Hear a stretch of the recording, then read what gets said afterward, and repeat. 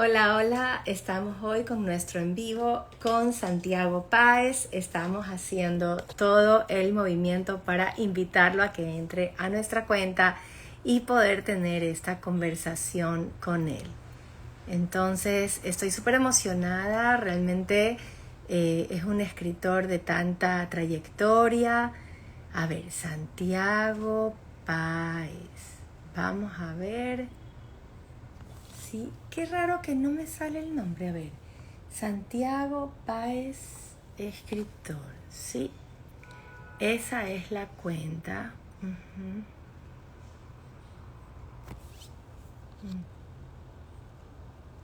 No.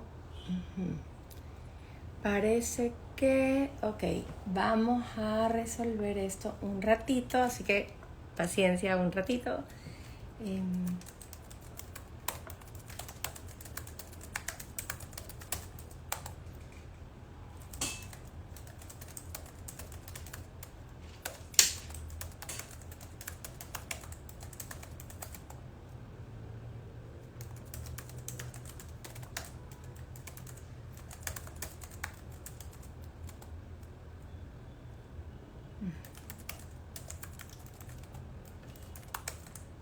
Veamos.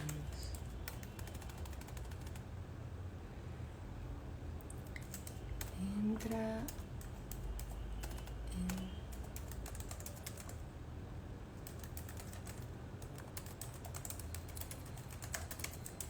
Ya. A ver, estamos haciendo aquí, hay un pequeño problema técnico y no tengo solicitudes para entrar. Estoy esperando que entre Santiago Páez y estoy como con toda mi atención en ese tema ahorita. Enseguida los saludo. Santiago Páez. Ajá. Y...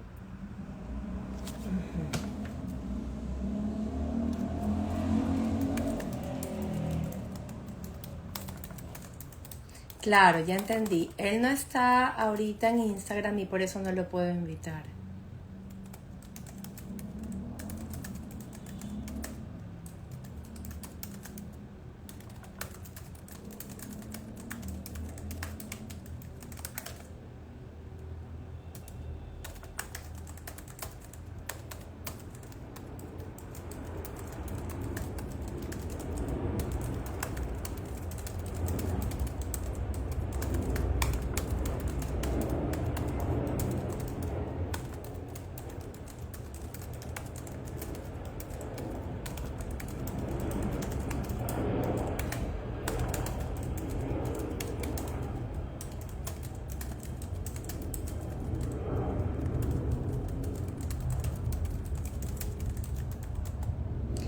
Bien, entonces, gracias a todos por estar aquí, qué lindo, Mariel Córdoba, Nacho Cheddar, Santiago Toral, qué lindo verlos, Ana Luisa. Hoy quiero hablar de la novela Las terribles chicas Puma de Santiago Páez. Parece que esta vez, otra vez vamos a tener un problema con el en vivo porque nuestro invitado no está pudiendo entrar. Ustedes me vieron que al inicio estaba intentándolo, estaba escribiéndole a Andrea de Editorial Planeta, que es quien ha coordinado esta entrevista. Sí, parece que a algunos de mis invitados se les dificulta el formato de Instagram. Yo sé que es un reto tecnológico para algunas personas.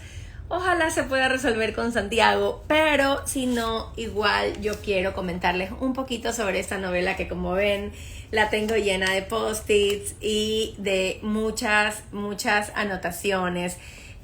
Santiago Páez es un escritor ecuatoriano bastante reconocido, sobre todo por la ciencia ficción, y les quería leer muy brevemente una sinopsis de su trayectoria literaria para que lo conocieran un poquito más. Y también quería contarles de qué se trata esta novela, Las terribles chicas Puma, publicada recientemente por Editorial Planeta. Santiago Páez nació en Quito en 1958. Tiene estudios de Derecho en Antropología, Comunicación, Literatura. En su juventud participó en varias investigaciones sobre poesía popular. A ver, voy a interrumpir esto porque me están diciendo que Santiago está tratando de unirse, entonces sí, veamos. Sí debe solicitar unirse. Genial. A mí lo que me encanta de este escritor justamente es esta versatilidad, quizás como lo estaba leyendo, ¿verdad? No lo pude todavía explicar, pero todos estos estudios y estas prácticas cercanas a comunidades le dan en su literatura esta visión tan universal, esta cosmovisión de, sobre todo tan de nosotros, tan ecuatoriana, tan universal también, pero tan descriptiva de lo nuestro, de lo propio. Y eso vamos a encontrar también en esta novela. Y bueno, ojalá pueda entrar. ¿Desde qué cuenta entró? Veamos. Dime desde qué cuenta entró. Aquí Andreita haciendo de todo, Editorial Planeta, gestionando para que lo logremos. Vamos a ver.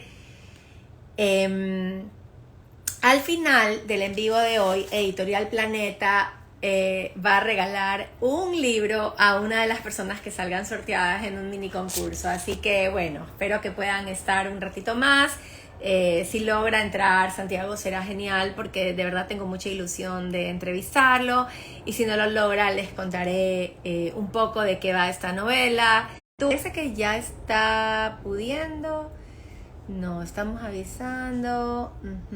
No, no me está pidiendo todavía. Veamos si lo logramos.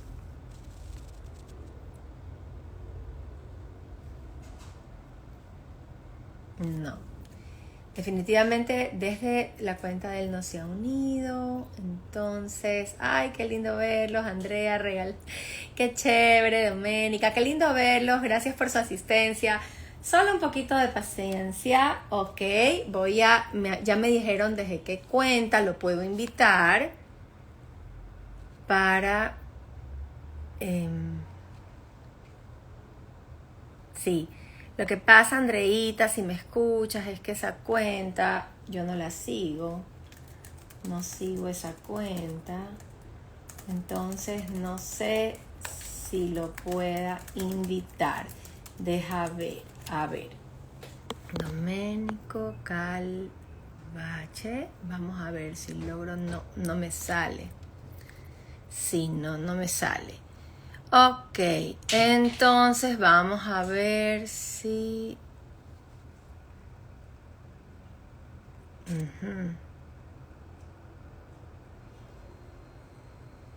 No. Ok, vamos a hacer un último intento. Voy a cerrar este en vivo. Ajá, aquí está Doménico, pero no puedo... Hola, aquí lo veo, pero no lo puedo invitar a unirse porque como yo no sigo esta cuenta, Santiago, entonces parece que, a ver, transmitir con... Verlo abrir. Vamos a ver si lo logramos. Puse transmitir con Doménico. Vamos a ver si ahorita lo logramos ya que está aquí.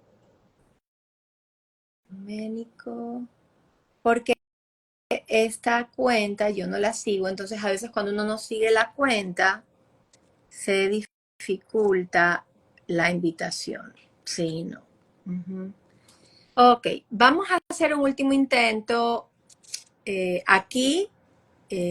Transmitir con, aplasté algo que debería permitirle a usted recibir una invitación y aceptarla. Entonces vamos a hacer ese intento. Si no, cierro esto en vivo, lo empiezo a seguir, me tendría que aceptar, tendríamos que...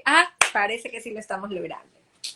¿Quién no cree en los milagros? Ok, listo. Entonces ahora tiene que poner la cámara en... Ahí usted va a encontrar... Usted ahorita yo estoy viendo su espacio, que está muy lindo, por cierto. Sí, Ahora en tiene absoluto que lindo. aplastar. Ahí Sí, me está Santiago. viendo a mí. Hola, ya lo puedo ver. Ok. ¿Usted me puede ver, No, Santiago? Claro. Porque lo que usted tendría que hacer es ponerse en selfie y aplastar. ahí estamos. Claro, yo lo puedo ver muy bien. Si quiere Y podemos yo le, continuar la y yo le transmisión puedo hasta ver allí. también. Ah, ya, perfecto. Qué emoción. Bueno, ha sido un poco Genial. azaroso este primer encuentro, pero Sí, me sí, alegro muchísimo de poder definitivamente. hacer la entrevista con usted. Listo. Genial, genial. Genial. Bueno, estaba presentándole a la audiencia. Muchas personas están muy ilusionadas de conocerlo, de hablar sobre su novela Las Terribles Chicas Puma, publicada recientemente por Editorial Planeta. Estaban muy emocionados también por conocer lo que para muchos de sus lectores es una faceta que no conocían, que es una faceta fuera del género de la ciencia ficción, que es donde muchas personas están más relacionadas con su literatura. Y quería empecé a hacer una pequeña presentación, la tuve que interrumpir para podernos conectar bien. Entonces, me va a permitir unos minutos hablar una mini reseña de quién es Santiago Páez, cuál es su trayectoria y de qué se trata Las Terribles Chicas Puma y la conversación que vamos a tener. Entonces, para quienes conocen un poquito o quieren conocer un poco más sobre este gran escritor ecuatoriano, Santiago Páez, les cuento. Nació en Quito en 1958, tiene estudios en Derecho, Antropología, Comunicación y Literatura. En su juventud participó en diversas investigaciones sobre poesía popular en las comunidades afrodescendientes de las selvas de las provincias de Esmeraldas y de las sociedades campesinas de los Andes ecuatorianos. Yo personalmente encuentro algunas reminiscencias de esto en su literatura. Es algo que personalmente también aprecio tanto, de encontrar ese amor y esa descripción y ese detalle de nuestra tierra, de Ecuador, en diversas obras literarias, y sobre todo en esa mirada tan particular y tan nuestra que también la encuentro acá en Las Terribles Chicas Puma. Cuando leo sus trabajos me siento tan en casa porque hay tantos dichos propios, tantas miradas nuestras, ¿no? Así que no solamente de los estudios, sino que también queda esta como mirada, esta agudeza de observación. Bueno, durante 35 años fue catedrático universitario de teoría de la comunicación, ha escrito y publicado más de 25 libros, novelas, cuentos de ciencia ficción, fantasía, aventuras juveniles, tiene una novela para zombies, otra metafísica, comedia romántica, varias historias policiales, además de ensayos académicos y literarios. Entonces esto para mí era muy importante decirlo para presentarlo como este gran escritor lleno de diversos géneros que ha explorado, porque es más reconocido por muchas personas que yo conozco por la ciencia ficción, pero abarca muchísimo más allá de eso. Y bueno, eh, también él ha obtenido el premio Joaquín Gallegos Lara en el 94, también ha ganado el premio Darío Guevara Mayorga. Y sin más, me gustaría hablar un poquito de Las Terribles Chicas Puma. En la sinopsis que nos presenta Editorial Planeta en su página, nos cuentan que Las Terribles Chicas Puma es el retrato de vidas paralelas que todos llevamos. Esa diferencia entre el mundo externo y lo que se quiere proyectar de acuerdo a ciertos principios sociales, económicos, y por otro lado una humanidad, una sensibilidad que no es coherente con eso que estos personajes femeninos proyectan. Tenemos a 4 mujeres: Estefanía, Pilar, Tomasa Puma y Mercedes, la tía Meche, que son quienes desde una hacienda familiar de Quito van a ponerse al día de sus vidas después de tanto tiempo de no verse, y nos vamos a ir dando cuenta de cómo ha sido el recorrido de sus vidas hasta este momento y de muchas de las verdades que han mantenido ocultas para poderse manejar lo mejor posible dentro de la realidad que les ha tocado. Entonces, Santiago, gracias por su paciencia en esta introducción que me parecía igual necesaria. Y me gustaría preguntarle ¿qué, ¿qué visión de la mujer exploran sus personajes femeninos? ¿Qué visión de la mujer quiso usted, se propuso usted como autor explorar a partir de estos personajes? Bueno, Mariela, yo quise poner ahí la visión que tengo de la mujer por mis abuelas y mi madre. ¿Ya? Mis abuelas fueron madres solteras hacia 1920, o sea, hace 100 años. Ser madre soltera en la actualidad no será nada fácil, porque ser madre en general no es fácil, pero es algo que con los años y con el cambio de la sociedad se ha ido asimilando como una opción más para las mujeres. Una mujer puede decidir tener un hijo sin tener un compañero, sino como una opción más abierta para su vida. Mientras que en la época en la que mi madre nació, en la que mi padre nació, que una mujer tuviera un hijo sin tener un marido era algo totalmente condenable y les convertía a ellas en una especie de seres directamente rechazados por la sociedad. Y ambas tuvieron que enfrentar esa situación y salir adelante. Y salieron adelante trabajando.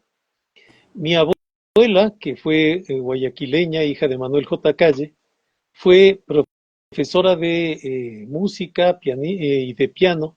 Fue muy conocida por determinados sectores de la sociedad guayaquileña. Ella se llamó Laura Calle y enseñaba piano en Guayaquil. Y era profesora también de música en colegio. Mi abuela aquí en Quito se ganó la vida en algún momento como costurera, como empleada de almacén, y tuvieron que salir adelante así. Mi madre eh, vio que su opción era estudiar. Estudió, llegó a tener un título universitario y así yo le vi y les vi a ellas y le vi a mi madre siempre trabajando. Cuando yo llegué al colegio y empecé a ver en la sociedad la lucha de las mujeres por el trabajo, a mí se me hacía muy extraño porque en mi casa siempre había visto a mi madre trabajando. ¿Ya? Entonces, ver que las mujeres luchaban por trabajar, a mí por lo menos se me hacía raro porque yo siempre había visto a mi madre en volviendo del trabajo. Eh, ¿Se me escucha? Sí, perfecto. Ah, perfecto, genial. Entonces, eso es lo que yo traté de mostrar. Mujeres que habían tenido que enfrentarse con una situación social que las coartaba su libertad individual y que se enfrentaban a eso y lograban salir adelante. Eso, bueno, le traté de poner en una clave de melodrama, que es un género que a mí me gusta mucho. Vargas Llosa decía que es un género que se parece más a la vida que el drama y que la comedia, porque mezcla ambos, y que la vida es eso, una mezcla de risa y de llanto, que no es solo drama ni solo comedia. Y así se fueron conformando esta historia de cuatro mujeres, tres de una generación y una tía de una generación mayor. La tía ha vivido una situación mucho más dramática y dura que las sobrinas que tienen más libertad, y así y se cuentan. Y otra cosa que yo quería poner era en la novela era esa capacidad de las mujeres para contarse sus vidas, una capacidad que yo no encuentro en los hombres. Eh, Prefiero siempre estar con mujeres porque las mujeres, yo soy muy conversón y me gusta conversar y hablar. Las mujeres tienen esa capacidad, los hombres difícilmente la tenemos. ¿Ya? Solemos hablar de estupideces, hablamos de tonterías como el fútbol o cualquier cosa que no implique mostrar nuestros sentimientos. Entonces, eso es algo que a mí me ha molestado siempre de las conversaciones entre hombres. Las mujeres, en cambio, son capaces de abrirse y de dar completamente. Entonces, yo quería mostrar ese tipo de cosas, ese tejido de voces femeninas y eso de las mujeres a las cuales yo me debo y que me formaron. No es un libro que yo no soy un representante del feminismo. Feministas tienen que ser las mujeres, quienes deben luchar por sus derechos son las mujeres. Yo estoy desde mi visión, desde lo que yo vi de las mujeres que han sido básicas en mi existencia y eso quise mostrar. Sí, no es un libro que proponga hacer qué sé yo, un manifiesto o que plantee una ideología, más bien se da de forma muy natural una conversación muy interesante con historias que nos enganchan, que queremos saber cómo van resolviendo efectivamente estos problemas entre violencia, rechazo, abandono, y es muy interesante y está muy bien construida la historia. De verdad, yo les recomiendo esta novela. Y una de las reflexiones que nos convocan esta noche, que algunas personas me han puesto, por ejemplo, Nacho Cheddar pone, el título está genial. Algo que nos convoca y que es un tema que aborda la novela es en qué medida, en qué sentido el arte nos permite reconectar con nuestra esencia, nos permite de alguna manera dar con esa parte más esencial de nosotros, ¿verdad? Aquí hay uno de mis personajes favoritos de esta novela es un personaje secundario que lo encuentra en su vida, esta primera protagonista, Estefanía, en el capítulo Estefanía o la libertad, encontramos que es una mujer pues que de alguna manera va a enfrentar infidelidad, abandono, va a cuestionarse quién es ella, dice frases muy duras, ¿no? Ella dice, por ejemplo, así está una desde niña, como ciega y como sonámbula. Anda porque le han dicho que ande. Habla las palabras que le han dicho desde niña. Se mueve remedando los movimientos de las otras que se han movido remedando a las otras desde siempre. Pero todo de a poco se empezó a torcer, o eso creí. Resultó que todo había estado torcido por años, sin que yo me hubiera dado cuenta.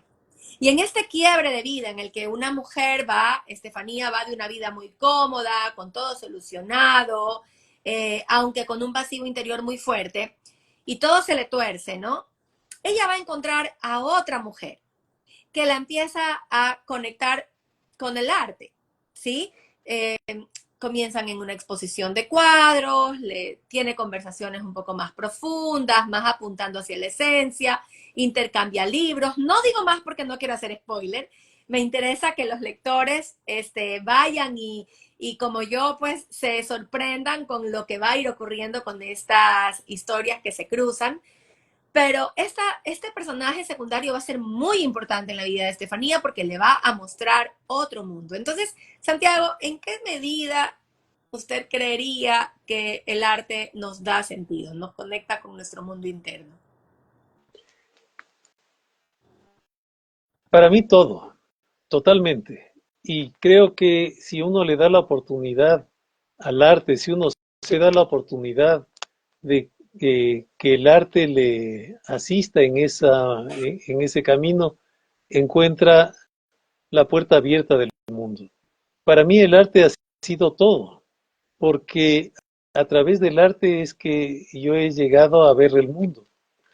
Me explico, yo no he viajado mucho, no me gusta mucho viajar, pero cuando he viajado he ido a ver las cosas que el arte me ha mostrado antes. Creo que eso es muy importante porque si no, uno cuando viaja va a reproducirse a uno mismo. Y eso es lo peor que puede pasar. Entonces, supongamos que pasa con los turistas que viajan sin una preparación previa. Van a ver donde creen que hay miseria, van a ver miseria. Donde creen que hay estupidez, van a ver estupidez. Donde creen que hay ruindad, van a ver ruindad. Porque no van a ver al otro, sino van a ver un espejo de sí mismos. Van a ver lo que ya llevaban en la cabeza. ¿Ya? Entonces, lo mejor para viajar y para ver el mundo es verlo a través del tamiz que le da el arte, que le da la literatura, la pintura, el cine. Si uno va, por ejemplo, a Madrid y antes ha visto películas sobre Madrid y ha leído libros sobre Madrid, uno va con esos filtros y es como que viera lo que ahora llaman los tecnólogos con esas gafas de realidad ampliada, en las que uno ve la realidad, pero aplastando un botón ve una serie de informaciones sobre esa realidad que está observando. Pues el arte siempre ha sido eso, siempre ha sido una manera de enriquecer la realidad que uno observa. Y eso es con todo, con las relaciones, con las personas, con los objetos. ¿Ya? El arte es una manera de enriquecer el mundo que nos rodea, unas gafas de realidad ampliada, potenciada, ahondada. ¿Ya? Es como una forma de penetrar en las cavidades, en las capas que tiene el mundo. Y entonces, cuando uno ve una pintura, uno se está preparando para que cuando algo parecido a eso que está viendo en la pintura se le cruza por la calle, ¿ya? Tenga varios niveles para penetrar en esa realidad de la calle, en política, en economía, en lo que sea. ¿Ya? Cada gesto que uno hace hacia el mundo ha estado precedido por miles de gestos de otros humanos que los hicieron. Y esos miles de gestos están sintetizados en las obras de arte. ¿Ya? Cuando yo bajo las escaleras de mi casa, debo recordar que otros humanos antes de mi persona ya han bajado las escaleras de sus casas. Y entonces, si yo a través de el arte, por ejemplo, en las de la pintura de los futuristas, hay esa bellísima imagen de desnudo bajando una escalera, que es una bellísima pintura futurista. Un desnudo en movimiento bajando una escalera. ¿Ya? Si yo recuerdo eso, se enriquece mi bajar de la escalera y me recuerda además que cuantos hayan bajado una escalera tuvieron la misma experiencia mía, que físicamente solamente es haber descompuesto la dificultad de bajar desde los 2 metros al nivel del suelo, ¿ya? Haber descompuesto la gravedad en pequeños peldaños. Pero eso es algo que los humanos hemos hecho muchísimas veces. El arte me ayuda a entender esa profundidad, esa distancia, esa riqueza aún de los más pequeños gestos. Creo que por eso el arte es importantísimo. Y lo terrible de la ignorancia social y de la pobreza es que no permite que la mayoría de gente tenga acceso a esa información. ¿Ya? Y creo que la educación pública, la divulgación, trabajo como el tuyo, Mariela, es importantísimo, ¿ya? Porque permite llegar y decirle a la gente, piensen, vean, experimenten y luego salgan al mundo a enriquecerlo. Así es, Santiago, estoy tan de acuerdo y creo que hay muchísima esperanza en ver cómo, digamos, muchos lectores se sensibilizan. He conversado con algunas personas que han leído esta novela, se han sentido profundamente movidas. Más adelante me gustaría trabajar en un club de lectura. Yo creo que toda esta reflexión sobre el arte y cómo nos permite identificarnos, resignificarnos, es muy necesaria para replantearnos aspectos vitales como es lo que le sucede a, sobre todo a Estefanía en esta novela. Quería leer aquí Andrea Regalado. Uno le pone saludos, felicitaciones por este live. Santiago Páez es uno de los escritores más importantes de la literatura contemporánea ecuatoriana. Así es. Aquí Mam García dice, nunca bajaré la escalera sin sonreír. De alguna manera penetran estas palabras. Y bueno, sí siento que aparte de hablar de los personajes femeninos y cómo el arte nos atraviesa, podríamos también conversar cómo son los personajes masculinos en esta novela y de qué forma nos muestra también ese otro aspecto de nuestra sociedad que es un poco el que estamos conversando que no nos gusta, que es el que deberíamos revisar, que es un aspecto más competitivo, un aspecto más quizás de aplastar, de anular, no solo a la mujer, sino la propia esencia humana en los hombres. ¿Cómo trabajó? ¿Cuál es su visión de los personajes masculinos en esta novela? Bueno, dada la naturaleza que tenían los personajes femeninos, los personajes masculinos que se enfrentaban a ellos tenían una característica muy negativa, ¿ya? Los principales. puesto que ellas tenían que sacudirse una especie de dominio, la una con la más grave de todas, la tía con el padre, una con el novio, otra con el esposo, otra con el jefe, tenían que enfrentar ese abuso. ¿Ya? Entonces ellos eran abusivos, negativos.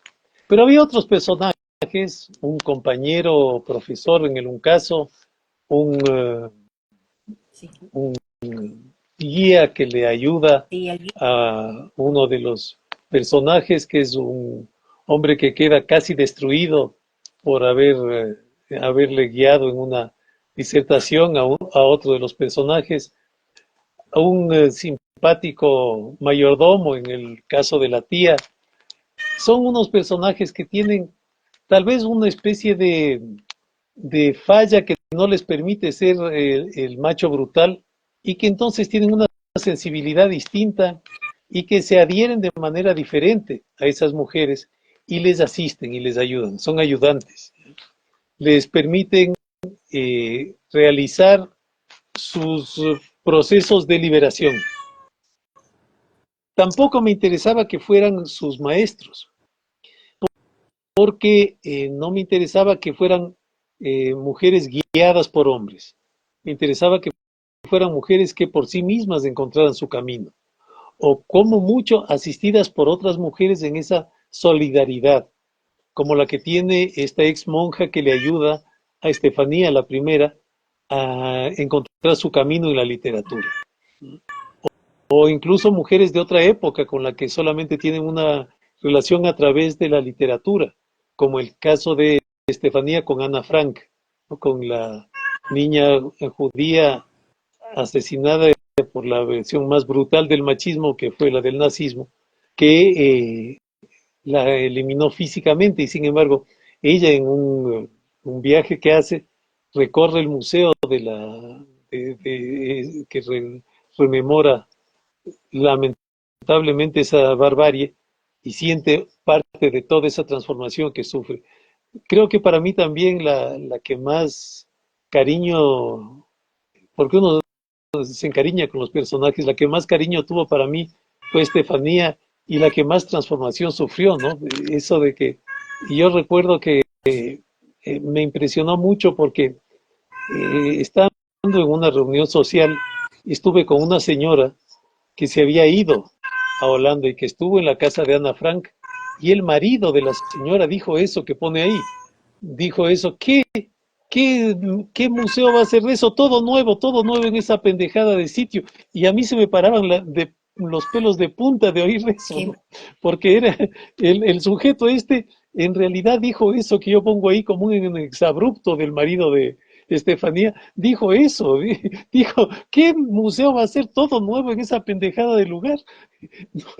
Decía, no dije nada porque, pero pensar que ahí lo que pasó en esa casa y este tipo lo que se le ocurrió decir fue eso, fue cierto eso. Entonces, muchas pero bueno, cosas que yo encuentro en la novela y que desgraciadamente eh, son, son una descripción real de un poco lo peor de nosotros, ¿sí? Un poco lo peor de nosotros como sociedad, digamos, y de nosotros como seres humanos, ¿no? En toda nuestra diversidad. Uno de mis personajes favoritos, en cambio, es Pilar.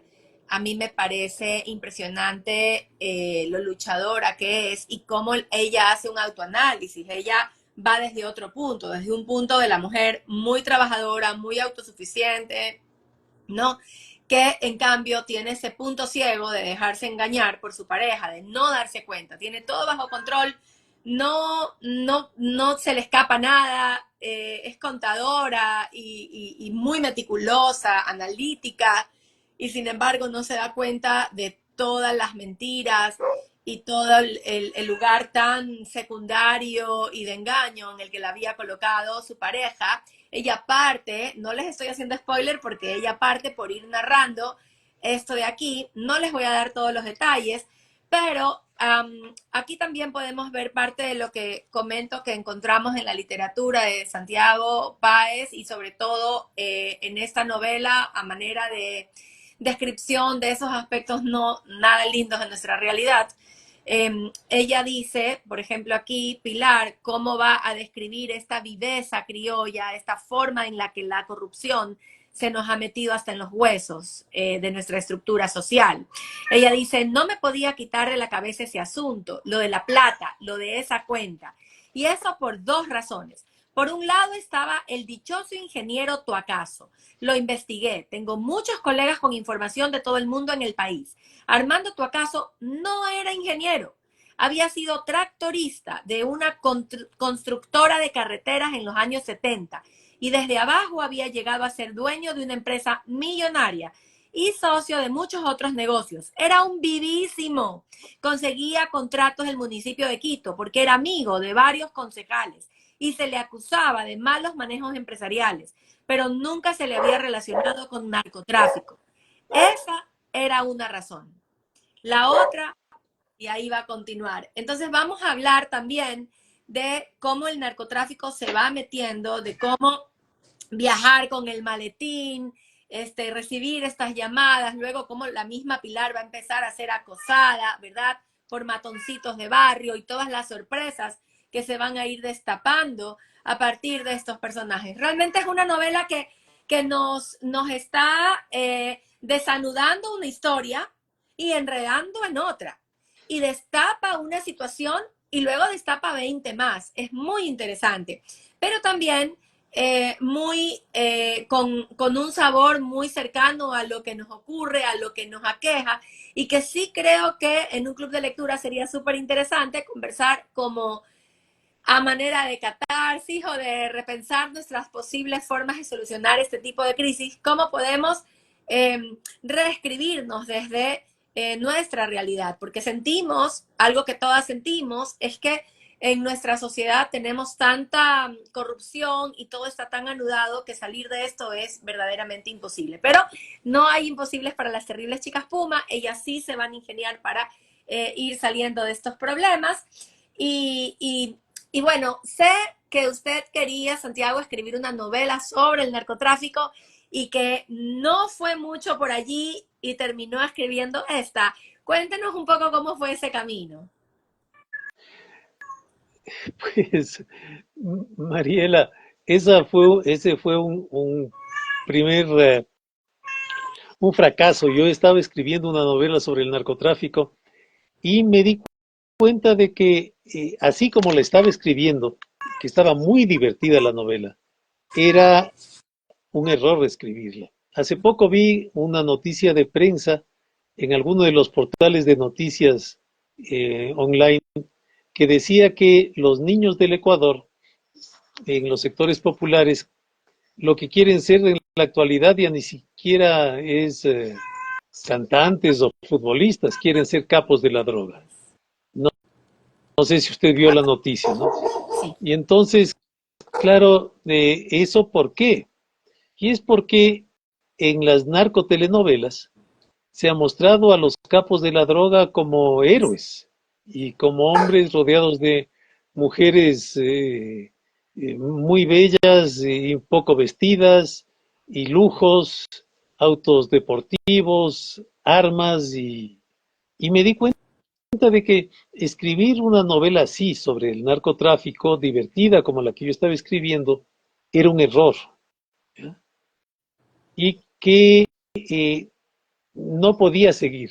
Entonces, ya bien avanzada en la historia, boté esta novela a la basura.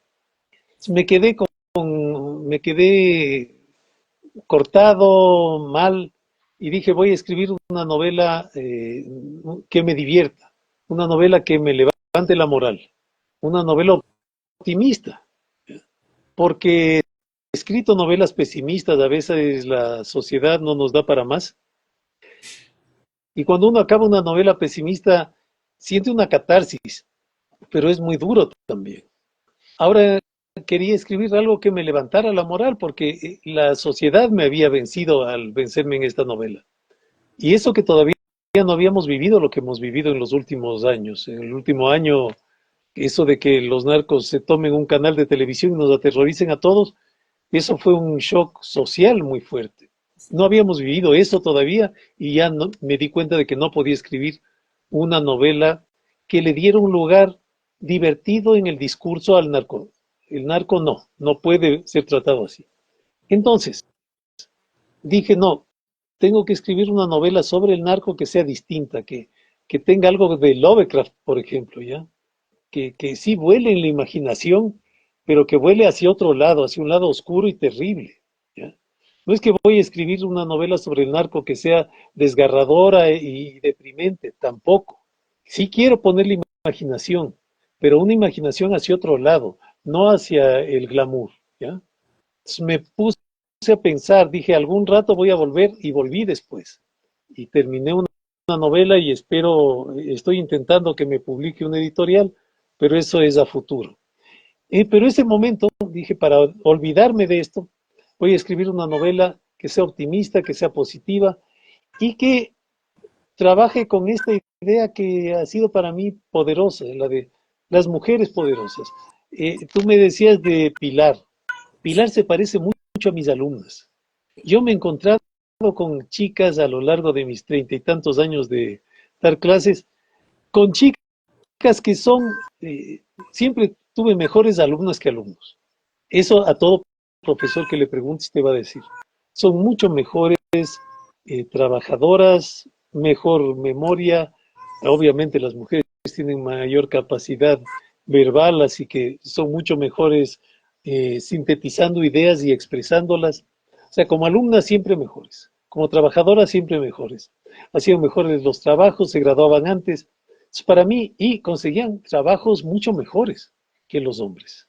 ¿Ya?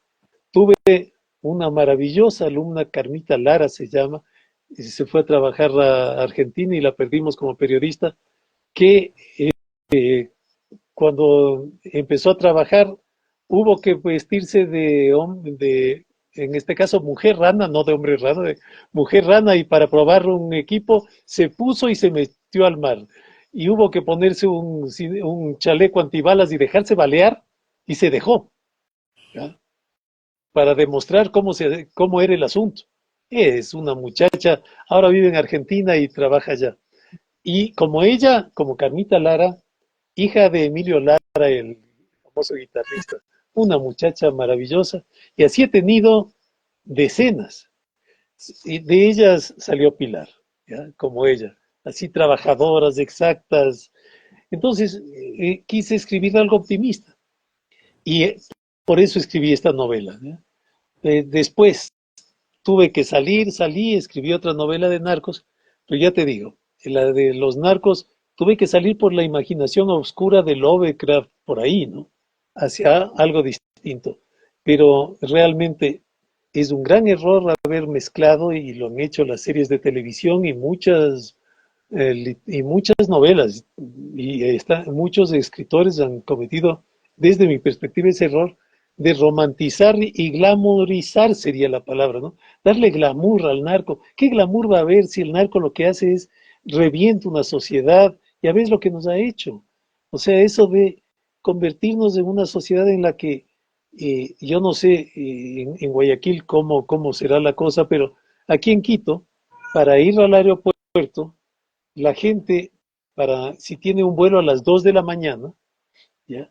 Para no coger y salir a la 1 de la mañana, se va a las 6 de la tarde, de día todavía, y se queda en el aeropuerto hasta 8 horas, 7 horas, a veces 6 horas, se quedan en el aeropuerto para no viajar de noche, porque en esos 45 minutos hay muchas posibilidades de que te detengan, te secuestren y te pase cualquier cosa. Entonces, a eso, a eso lleva el narcotráfico. No hay cómo darle un glamour ni un glow de simpatía. Me encanta que en todo caso la novela, yo no siento que más bien que fue un fracaso, más bien lo que hubo es un giro de visión, una reevaluación del enfoque y que haya una siguiente obra en ciernes que seguramente pronto tendremos en nuestras manos y que será muy interesante y muy necesaria además de analizar, porque son cosas que el arte nos ayuda a revisar de nuestra realidad y a hacer catarsis también, a hablar sobre esto que nos aqueja desde un lugar diferente, ya no desde el lugar de la noticia o de la crónica roja o del ataque inminente, sino desde la reflexión y desde las posibilidades y sobre todo desde sacar a luz nuestros temores, nuestras angustias y encontrar quizás posibilidades en común. Sobre las terribles chicas Puma, hay otro tema que creo que es muy interesante también de abordar aquí, pero antes quería agradecerle a María el comentario. Gracias, Maleta de Libros. Ella pone, amo tus en vivos, Mariela, crean comunidad.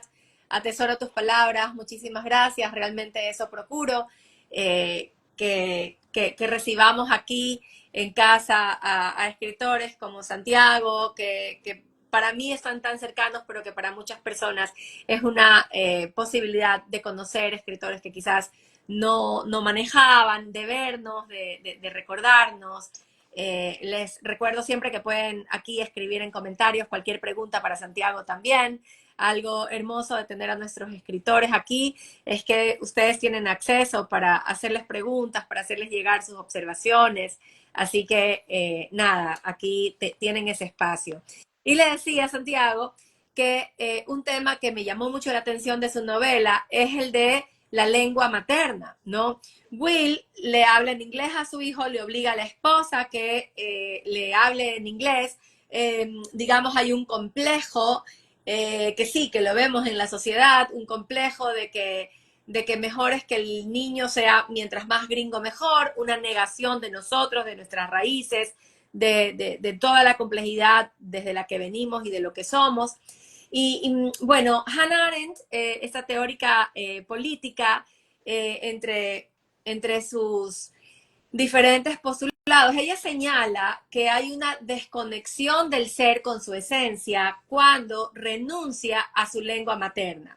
Y esto es algo que también, si ustedes quieren, lo pueden encontrar en YouTube, esta charla de Hannah Arendt. Ustedes pueden poner Hannah Arendt y la lengua materna y ahí ver a la propia Hannah Arendt hablando sobre esto.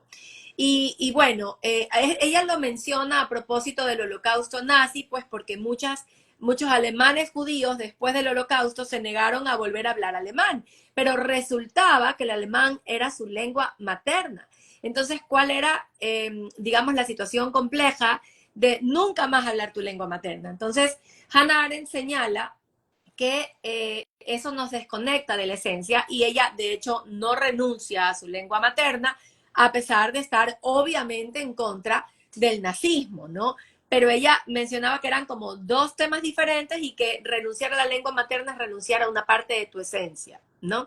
Y acá, en ese sentido, entonces, cuando Will es obligado a hablar en inglés, a irse a vivir a Estados Unidos, casarse con una novia gringa, ¿qué ocurre entonces, Santiago, con la imposición del idioma inglés en este personaje y cómo afecta a la construcción de su personalidad, de su sensibilidad? Bueno, es algo que veo en la clase media alta y alta de Quito, que es el rechazo de toda, de la lengua, de la cultura, incluso del color, ¿ya? De piel y del mestizaje. Si, si quieres, te doy un ejemplo extremo que no lo puse ahí porque es tan excesivo que llega al absurdo, pero que yo lo vi y que me ayudó a construir esta idea. Hay una crema que se pone que nos ponemos los viejos. Yo no la uso, pero ya debería tal vez porque ya tengo manchas, que se ponen las personas en las manchas para aclararse las manchas. Yo conocí una señora que les ponía a los hijos en toda la cara, porque en verdad aclara, ¿ya? Pero Sí. tiene el problema de que te puede causar vitiligo, porque claro, no te puedes aclarar gratuitamente. O sea, ¿qué sucedía? Era una señora que tenía este color, de este color somos en este país. claro, si es que te bañas en esas cremas, sí te aclara un tono, tal vez un tono y medio la piel, y eres un poco más blanco. ¿Ya? Pero a ese nivel puede llegar el rechazo del mestizaje. ¿Ya? Y el riesgo es que, claro, si haces eso con los muchachos desde la adolescencia, va a llegar un momento en el que se te altere toda la pigmentación. Desde eso hasta cosas como las lentillas cosméticas de colores. Sí. Yo un día me encontré con una chica que me atendía en un almacén y que tenía los ojos azules, pero de demonio de película de terror. ¿Qué le pasa a esta guagua? Decía yo, hasta que le quedé viendo y claro, lo que tenía eran lentillas, pero esas lentillas sí son de colores, sí son azules, pero son aterradoras. Parecen esos demonios de las películas, esas. ¿Ya? Sí, entonces, sí, es ese rechazo a la raza propia, al mestizaje propios, ¿ya? Que, claro, pasa por el lenguaje, ¿ya? Pasa por la cultura y pasa por la comida, por ejemplo. Hay un rechazo a determinados platos. Aquí en Quito, por ejemplo, yo veo en gente que no quiere aceptar que come determinados platos porque son considerados que son de determinada clase social a la que no pertenece. Aunque indudablemente sus abuelitos comerían esos platos sin ningún problema y hasta con gusto. Así es. Entonces tú ves todo eso y todo eso me ayudó a construir determinado tipo de personajes. ¿Sí? Obviamente lo que mencionabas al principio del arte, hay todo un arte aquí que nos ayuda a comprender, pero también hemos encontrado, estuve recién leyendo Jorge Icaza y eso la semana pasada acabé Guairapamushkas, es una novela que no había leído de Jorge Icaza y fue doloroso leer, porque había un propósito de feísmo y de rechazo al mestizaje. O sea, en Jorge Casa tú lees y los mestizos son malos, son ruines, son sucios, los indígenas son ignorantes, son brutales. No encuentras en Jorge Casa nada positivo, nadie está bien. ¿Ya? Y no me extraña que los jóvenes no quieran leer literatura ecuatoriana si es que al principio les ponen eso. Así ¿Ya? es. O sea, y pueden decirme que soy el peor de o que estoy rechazando a mi literatura, pero Jorge Casa, Guaira Pamushkas, lees y lo único que sientes es el asco que siente el narrador por todos, porque los hacendados son ruines, viles, explotadores, sucios y malos. Los mestizos que están entre el hacendado y el indio son igual, sucios, viles, ruines, malos, mestizos, explotadores, crueles, y, sí, y los indígenas ignorantes, brutales, y Casa no tenía ninguna idea de cómo eran los indígenas. Yo he vivido entre indígenas porque soy antropólogo Ujú. y vi entre ellos elegancia, sabiduría, conocimientos medicinales, por supuesto. Los indígenas de Casa no tienen ningún conocimiento, se curan de las maneras más asquerosas y obviamente no se curan. Y no, lo único que son es salvajes. Yo nunca vi entre los indígenas de la sierra salvajismo. ¿Ya? Son gente que tienen una cultura y una rica cultura, ¿ya? Y un lenguaje y una mitología y unas formas de religiosidad muy poderosas. Y claro, la única inteligencia si quieres, que hay en mi casa, en todos, es una inteligencia maligna y ruin, que es la viveza criolla. Entonces tú dices, bueno, en verdad, a veces el arte tiene esos bemoles. O sea, de lado y lado. Hay que reconocer que en nuestro caso, el mestizaje fue visto por el arte de mala manera en estos autores. Y eso hay que plantearlo y decir las cosas claras. Yo sentí a los 65 años que he vuelto a leer Ricasa para un proyecto de escritura que estoy teniendo. Fue un balde de agua fría. Sentí, dije, bueno, porque antes había leído, y déjenme recomendarles, Miguel Otero Silva, el venezolano, ahora que está pasando lo que pasa en Venezuela, Casas Muertas y Oficina número 1, que son dos novelas, en realidad es una sola novela en dos partes, Casas Muertas y Oficina número 1, de la misma generación de Icaza, escriben en el mismo periodo. Y es un naturalismo igual, pero con un optimismo, con una potencia, con una alegría, y no es que cuente cosas alegres, sino que hay un optimismo, hay un salir adelante, y no hay esa. Lo que más me deprimió fue la suciedad, todo es sucio, las casas son sucias, las personas son sucias, las mujeres son sucias, la comida es sucia, todo es sucio. Tú dices, ¿por qué tenía que mostrar eso? ¿Qué complejo tenía respecto de nosotros mismos? Y no hay ninguna piedad ahí. ¿Ya?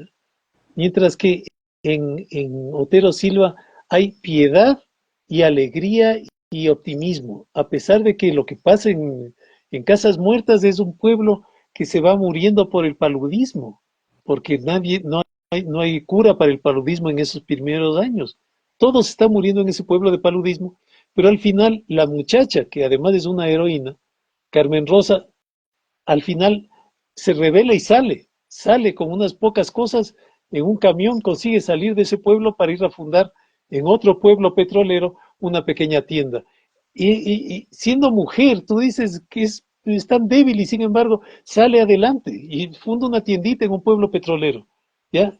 Y en ella no hay resentimiento, como hay, todos están resentidos, además en mi casa, todos están resentidos. Resentido el indio porque es indio, el mestizo porque no es blanco, el blanco porque no puede ser europeo, todos están resentidos. En cambio, en Otero Silva, el venezolano, no hay resentimiento. Entonces, es, pero ya me fui hablando No, pero de estos libros que he estado leyendo. siento que hemos abordado un tema muy especial y solamente le recuerdo a la audiencia que estamos prontos a hacer el pequeño concurso que vamos a sortear un ejemplar de Las Terribles Chicas Puma con, bueno, muy agradecida con Editorial Planeta que nos ha regalado un ejemplar y Editorial Planeta se pondrá en contacto con la persona ganadora. Yo he ido apuntando los nombres de las personas que aparecen y que han estado, sobre todo desde el inicio. Los tengo aquí en estos papelitos, los voy a sortear en breve y ya mismo los hago chiquitos, los mezclo y ya vamos a ver. Pero quería ir cerrando esta conversación porque estamos hablando de Las Terribles Chicas Puma y de qué manera, digamos, nuestra idiosincrasia también se ve en esta novela y nos permite reflexionar y creo que ha sido muy enriquecedor, Santiago, ver estos dos lados del arte. Por un lado, como el arte te da un sentido profundo y una posibilidad de reflexión y de autocuestionamiento, pero también con esta segunda y última reflexión has mencionado ese lado oscuro también del arte. Ese lado en el que quizás, bueno, hablando del narcotráfico romantiza y hace un daño social, o en el caso de esta novela, pues ecuatoriana, nos muestra un aspecto quizás muy distorsionado, quizás lo peor de quienes somos y eso quizás nos aplasta, quizás nos mantiene en una situación eh, oscura, convulsionada, de poco amor propio, en donde tampoco hay cuestionamiento, en donde quizás lo que hay es lanzar un punto de vista, lanzar una imagen que finalmente no nos lleva a otro aire o que no nos traza otro camino. Entonces, de verdad, muchas gracias, Santiago, por esta reflexión. Ha sido muy enriquecedor para mí. Yo tenía muchísimas ganas de conocerlo, de poder conversar con usted. Para mí ha sido un privilegio. Para mí ha sido también lindo. Gracias, Mariela, muchas gracias. Para mí también ha sido muy lindo hablar contigo y que me escuchen todos. Muchas gracias. Gracias. Bueno, ahora solamente, bueno, en esta cajita, ya para que vean que el concurso es de verdad, aquí tengo la cajita y tengo algunos nombres escritos de las personas que han estado aquí en el en vivo, sobre todo desde el inicio y que continúan pues. Y bueno, he hecho chiquitos, más chiquitos estos papelitos Los estoy doblando, los estoy metiendo en mi cajita. Ya les voy a mostrar cómo los metí en la cajita. Ahora voy a hacer un pequeño movimiento y voy a sacar uno y voy a decir quién es la persona que se ha sacado el ejemplar de Las Terribles Chicas Puma que nos ha donado Editorial Planeta y que Editorial Planeta les enviará vía correo a sus casas, se pondrá en contacto con ustedes vía Instagram. La persona, no lo puedo creer, Santiago Toral, qué increíble, Santiago Toral, qué emoción, ahora le escribiré por interno, se ha ganado este ejemplar de Las Terribles Chicas Puma. Estoy súper emocionada, él es un fan de la literatura de Santiago Páez. Ay, muchas Él, gracias, genial. sí, él va a estar encantado con haberse ganado este ejemplar. Así que bueno, les agradezco muchísimo a todos su asistencia. Santiago, muchísimas gracias por Muchas venir. Estén gracias también. atentos que el próximo miércoles continuamos con nuestro programa de en vivos. Así que aquí vamos a estar por un tiempo trayendo literatura y acercando a grandes escritores de nuestra literatura nacional e internacional. Un abrazo, hasta luego. Gracias. Chao, chao.